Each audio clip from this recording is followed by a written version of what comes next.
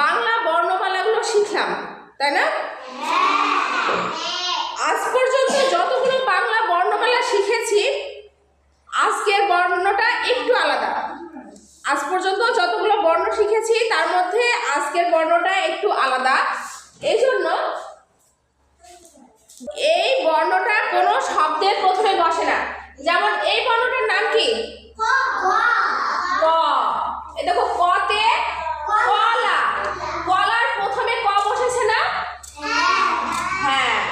এটা কি? ঘ। ঘতে ঘর, ঘরের প্রথমে কি বসেছে? ঘ। মানে ক দিয়ে ক, ঘ দিয়ে ক, খ, গ, ঘ প্রত্যেকটা বর্ণ দিয়েই কি শব্দ হয়। প্রত্যেকটা বর্ণ প্রথমে বসেই শব্দ তৈরি করতে পারে। কিন্তু আজকের যে বর্ণটা আমরা শিখব এই বর্ণটাতে কোনো শব্দের প্রথমে বসতে পারে না। মানে এই বর্ণটা দিয়ে প্রথমে বসিয়ে কোনো শব্দ আমরা লিখতে পারি না। প্রথমে বলতে আগে, আগে বসিয়ে কোনো শব্দ আমরা লিখতে পারি না। কেন পারি না দেখো, এই দেখো এখানে লিখেছি আমরা এই শব্দটা। তোমরা তো এটা পড়তে পারবে না কিন্তু দেখতে তো পারছো। এই শব্দটা কি প্রথমে বসেছে না তারপরে? প্রথমে কিন্তু বসেনি, প্রথমে পরে বসেছে। হ্যাঁ, প্রথমে পরে বসেছে।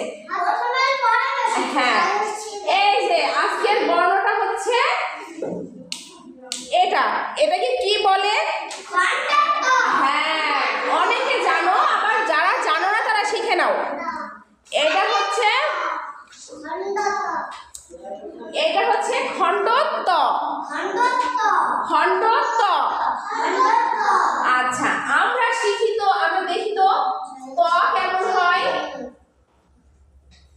ত কেমন হয়? ত হয় এরকম, তাই না? কিন্তু এটা হচ্ছে খণ্ডত্ব। খণ্ডত্ব মানে ত ভেঙে গেছে, তাই না? খণ্ডত্ব মানে ওটা ভেঙে গেছে। কেন ভেঙে গেছে শোনো। খণ্ডত্বতে হয়, দেখো এই দেখো চিৎপটাং মানে পড়ে গেছে। ত যখন পড়ে যায় তখন হচ্ছে পড়ে যে উল্টিয়ে গেছে। উল্টিয়ে গেলে কি হয়? এই দেখো পা উপরে, এদিকে একটা পা ওদিকে একটা পা, হাত পা চারিদিকে ছিটিয়ে গেছে, তাই না? আচ্ছা, এই তটা, এই ত উল্টিয়ে পড়ে যে এরকম উল্টা হয়ে গেছে। উল্টা হয়ে তো এইদিকে যাওয়ার দরকার ছিল, তাই না? এইদিকে যাওয়ার দরকার ছিল না? কিন্তু এইদিকে না যেয়ে ওর পাটা চলে গেছে এইদিকে, তাই না? ওর পাটা এইদিকে যে কি হয়েছে? খণ্ডত্ব হয়ে গেছে। বোঝা গেল ত কিভাবে খণ্ডত্ব হলো? আচ্ছা, তাহলে এটার নাম কি? এটার নাম কি? খণ্ডত্ব। কিন্তু আমরা যখন পড়বো কোনো বানান, আমরা কি চিৎপটাং, আমরা কিন্তু তই পড়বো। তখন আমরা খণ্ডত্ব বলে আলাদাভাবে উচ্চারণ করবো না, কিন্তু আমরা তখন তই পড়বো, তাই না?